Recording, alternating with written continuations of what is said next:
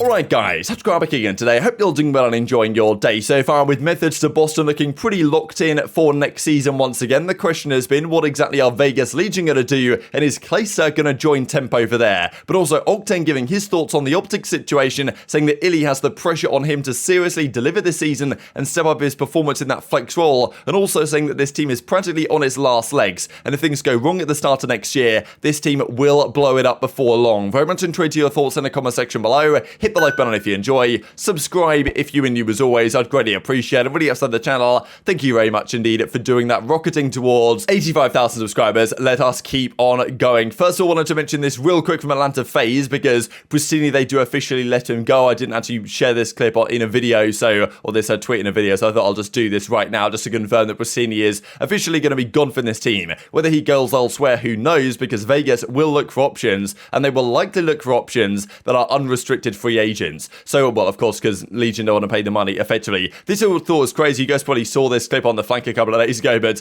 Temp did actually confirm that there's literally 4 people on the franchise. There's Temp, who's signed currently, there's Theory, the coach of the team, there's the owner of the organization, and then there's, like, you know, someone else that's involved with the team. But it's kind of funny how, like, some organizations have more social media managers than Paris have entire employees. And I guess that they will have to sign people sooner rather than later. But, I mean, yeah, it doesn't seem like their philosophy is changing that much. Apparently the pockets are a little bit deeper now, they're having moved to Vegas, because, like, I mean, yeah, it does seem that maybe they're going to pay these players a little bit more than the minimum salary. And to me, the idea here is really for Vegas Legion, and hopefully this comes true, is that Vegas is a much more attractive market than Paris is, I suppose, for a lot of traditional North American, maybe sports investors that might want to buy this spot. So I think what Legion are thinking here is, let's do one final year in the CDL, move it to Vegas, and then we can sell it to another ownership group next season. So hopefully that's the case, right? And hopefully they can get more actively involved in actually building a good team. I honestly do think that this Legion team could be pretty good. Like, certainly compared to what they built last year, this team, like, it's got to be better, right? It's got to be better than what they had last year. There's just no way that it's not, surely, with the amount of unrestricted free agents that there are on the market that they could acquire. And, like, you know, maybe this will be a massive upgrade, right? Because there's been many teams in CDL history that have made big upgrades. I think probably maybe the key one to me is Seattle Surge last offseason, went from being a terrible team,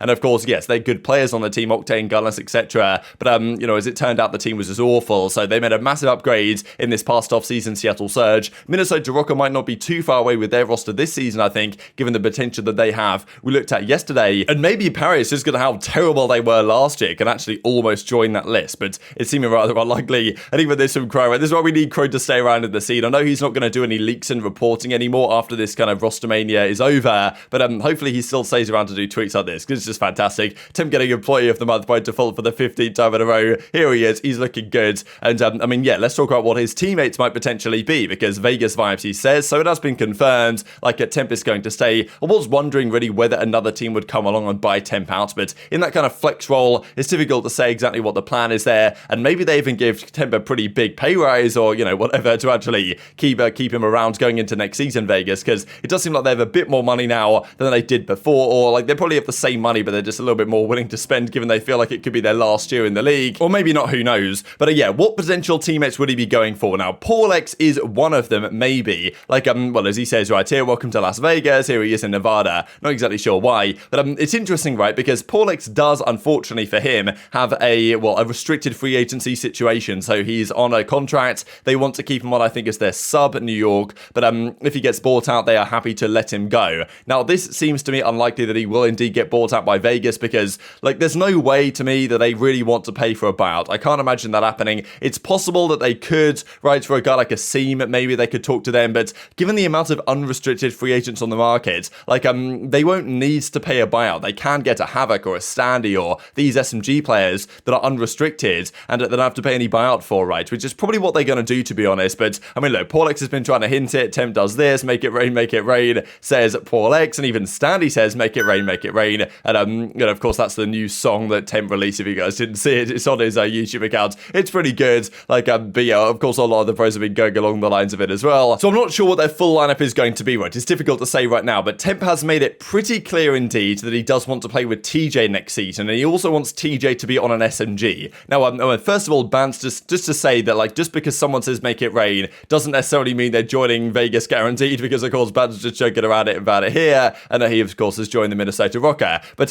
yeah, just to make that very clear indeed. Which guys are they going to get on their team now? So as I say, Temp I think has said that TJ is a key target of his. Like he would want TJ on the SMG, one of the SMG roles. Temp I think has said he certainly wants to run an AR. Whether he wants to be the main though, that's another question, because Clayster is going to look for a spot. And I think Clay would be happy as long as they give him a reasonable salary, more than the minimum, to probably join Vegas Legion, because, I mean, look, Clay probably thinks if he can team with Temp and TJ, and also we said earlier today that the Boston thing might not be so ideal for Clay, just because, does he really want to team with young guys again that he has to teach the ropes and everything? Like, it got frustrating for him a couple of years ago on, the New York Solid team in Cold War. Like, it probably would happen again. Teaming with Temp and TJ, kind of more veteran players, like, he doesn't have to do that so much. He could probably have a little bit of an easier time, at least mentally, within the team. So that could be pretty good. So Clay, Temp, TJ, that could be your team of 3, plus 1. You need a fast aggro SMG player. There are options out there. And of course, there could be unrestricted options as well that you guys might well consider in the comment section below. Let's dive into this OpTic stuff then, right? Because it's about time we talked about this in more detail, really, because, I mean, wow, what a crazy situation they went down over the last couple of weeks. And Octane, actually, of course, he's been relaxing and enjoying his time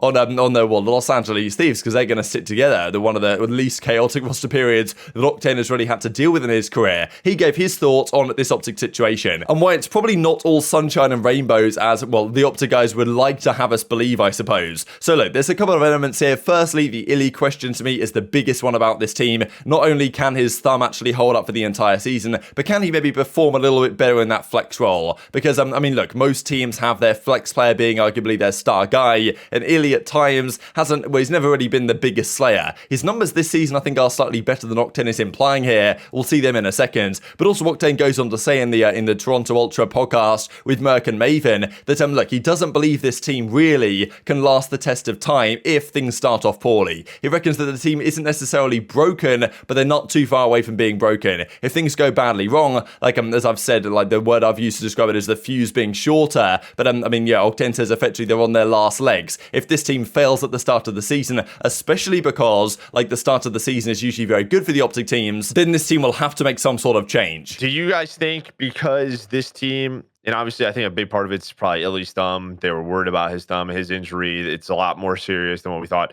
I guess knowing that they've made a move or thought about it, does it not like guarantee a full year for this lineup next year? Like, do you think if they have a slow start, it's changed fast? I think they're already, I don't want to use the word broken because that's like an over exaggeration, but I think they're already at tough, right? Like they're on their last legs. I think that they got together and they were like when you have a team meeting, like you're on the way out if you have a team meeting. So I said they got talked.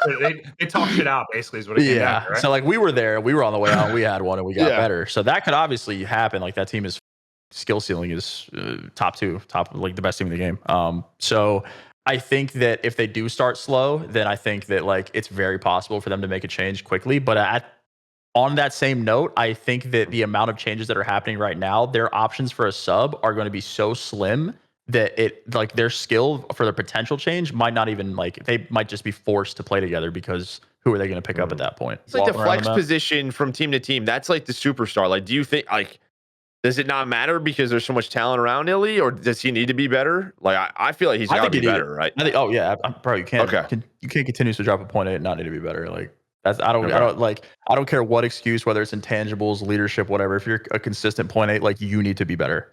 That's just. I think it's just hard for me to like. And the issue, of course, with the potential change, if they were to have to make one at some point, is the fact that all the other teams have now locked up their players. This is the massive risk that OpTic are taking, and I don't think it's necessarily a bad risk to take, but it is nonetheless a risk because they could, if they wanted to, have made a move. They could have got rid of iLLeY. They could have brought in Hydra and put Scump to the flex. I'm not necessarily saying that would have been a better team. It might not have been, but at least reduces the risk to a certain extent. You don't have to worry about the iLLeY injury returning. You also make sure that you've got, a locked in a great SMG player maybe for the future of OpTic. There's that question going around as well. Yes, the leadership and stuff, it wouldn't have been there as much. The team probably would have been worse if Hydra was there than if iLLeY was there. But the problem is if the iLLeY thing does return, and obviously we hope it doesn't, but if there are issues, and even if the iLLeY issue doesn't return, but also the team just doesn't perform, then what do they do, right? Because OpTic, of course, do have a massive pull in terms of you would think that they could just get any player they wanted realistically. But the fact of the matter is, lots of players now are getting locked in for an entire season, if not even longer, with some contracts in some organizations, like they're going to have a really hard time mid-season after Major 2, let's say, finding players to get unless other teams are making changes. Like if other big name teams are also deciding to blow it up and it's not working out for them,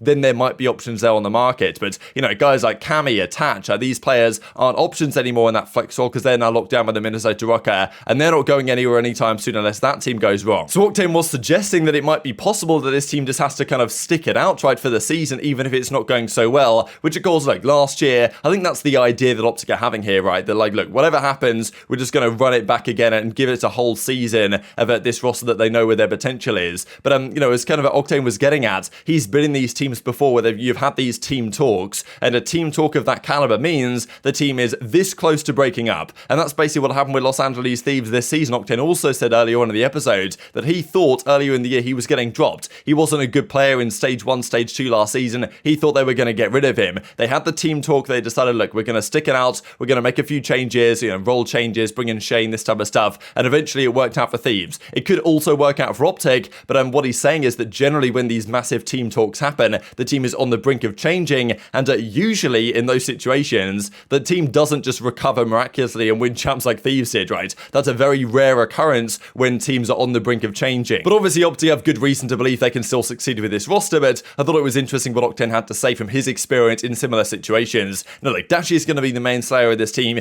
Does iLLeY really need to step up his level massively? Because as Octane was saying, look, you drop a 0.8, it doesn't matter what intangibles, what sort of system you're bringing to the team. If you're dropping a 0.8, that's not going to cut it regardless. And I do think that is the case in modern Call of Duty. We even see FaZe, right? Like, yeah, they've got Arcitys, but they're not happy with Arcitys dropping some bad numbers sometimes. They're trying to pack a punch that position for more firepower, it seems. This is iLLeY's numbers for the entire season. I guess overall he had like something like a 0.98 when you average out the 1.01 in hardpoint, 1.01 in search and destroy, and 0.91 in control. And just to compare these numbers to his numbers since he returned from his injury. So these are specifically the numbers from the final matches of the Major 4 qualifiers, plus Major 4, plus the World Championship. He had a 1.0, 1.09, 0.87. So pretty similar numbers right after the injury to before the injury. Not spectacular numbers, but not terrible, right? I think that every year of iLLeY's career, he's been like a 0.95 to, you know, just below a 1 type player, which is okay for iLLeY, right? Don't get me wrong. But I think that Octane might have a point to which if iLLeY was to become a 1.05 player, then I think this team gets, well, a fair bit better maybe as well. So that's something they've got to consider, and probably one of the reasons why they thought they could upgrade iLLeY is because his numbers aren't really that good, but yes, he adds a lot to the team. So there's some big questions that OpTic will have to answer, but I'm inclined to agree with Octane that if this team doesn't start out the season strong, like I can't see the chemistry lasting because they were this close to breaking up already. They may still well do that, but there just might not be options out there, right? And this is the thing why FaZe, I think, made their decision now, is that, well, they thought for maybe quite a time, those, you know, Tiny Terrors and Cellium or whatever, like that they thought they might need to make some sort of change here and get rid of Arcitys effectively. And look, they could have stuck it out for another season and said, okay, yeah, we'll give it 2 more events at the start of next season, and if we don't win anything, then we're going to make a change. The problem is with that idea was that you lose the free agents you might have on the market. FaZe have had the pick of the bunch, really, and yes, some teams are declining them, but they've been reaching out to many players, FaZe, and seemingly are settled on Slasher as it currently stands. But if they'd have left off with this move, then they wouldn't have had the options on the market. So OpTic, I think, are taking a risk sticking together. It might be a smaller risk than if they broke apart, though. So, you know, I think it's really difficult to call whether this is a good idea or whether it's not.